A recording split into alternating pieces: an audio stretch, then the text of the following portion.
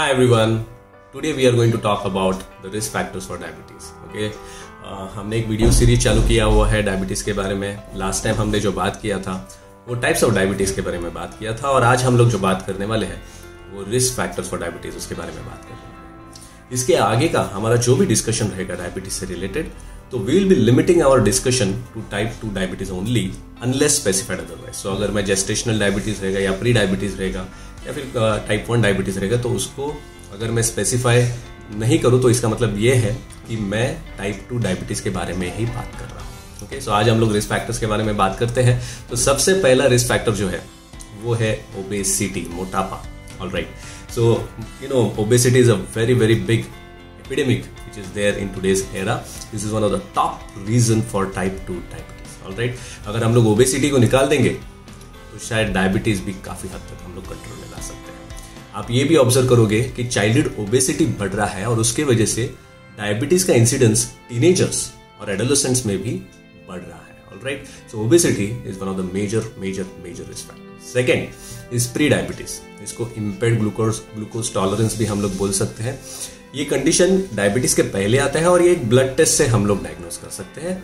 So typically अगर हम लोग ब्लड टेस्ट करेंगे HbA1c लेवल्स आपका 5.7 से लेके 6.4 के बीच में रहेगा. Okay, if you have pre diabetes then you have very high chances that you will develop type 2 diabetes over a period of 5 to 10 years. Alright, तीसरा जो है that is insulin resistance. Alright, ये हमारी लाइफस्टाइल की वजह से है. Healthy lifestyle होती है हमारी, उसके वजह से होता है. ऑलराइट, और इसमें बेसिकली इंसुलिन प्रोडक्शन तो अच्छी तरह से होता है पैंक्रिया से, लेकिन उसका एक्शन जो है पेरिफेरल सेल्स पे वो सही तरीके से होता नहीं है. So the action of insulin is at fault और थोड़ा सा सेल्स में चेंजेस हो गए, उसकी वजह से insulin could not produce its action. The result is the blood sugar levels in our body rise up. Alright, and that is how we land up with diabetes.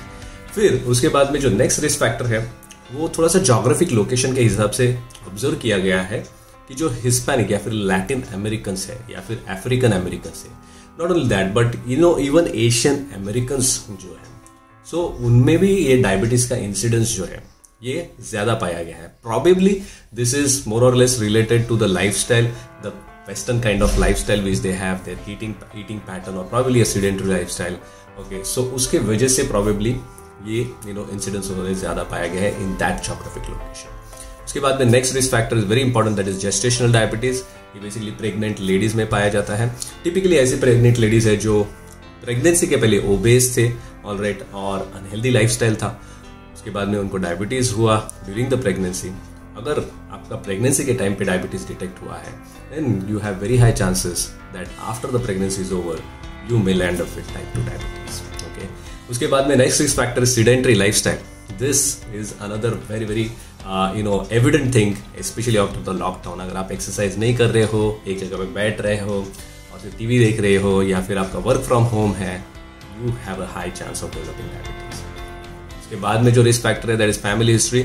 If your parents या फिर आपके sibling किसी को भी अगर diabetes है then you are also at risk of diabetes. Okay, so ये genes में एक्चुअली चला जाता है if the parents have got diabetes.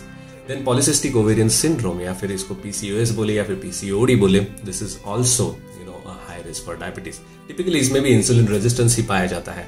So diabetes के अलग अलग स्पेक्ट्रम्स है. Alright, so it may not be like just it is presenting as diabetes but it may present as a PCOD as well. फिर उसका आपका age factor, if you are more than 45 years of age and you have symptoms of diabetes, जिसको polyuria, आप पानी ज्यादा पीते हो, polydipsia, polyuria मतलब आपको यूरिन ज्यादा हो रही है, या फिर पॉलीडिप्सिया या मतलब आप पानी ज्यादा पी रहे हो, या फिर आपको भूख ज्यादा लग रही है. ठीक है, ये अगर सिम्टम्स है आपको तो इसका मतलब ये है कि probably you might be having diabetes. So you should definitely go and check your blood sugar levels.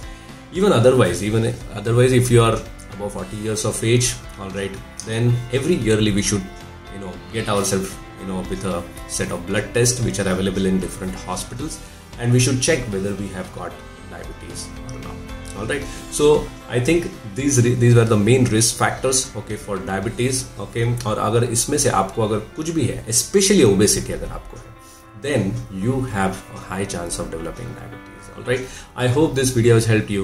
Thank you very much for listening. Stay tuned.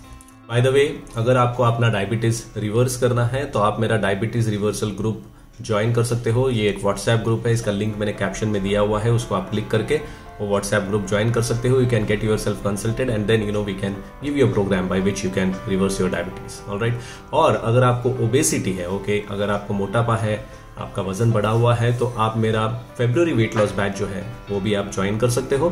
The link for that group also I have mention it in the caption, उसको आप click करके WhatsApp group join कर सकते हो। You can get yourself consulted and begin your weight loss journey as well. Thank you very much.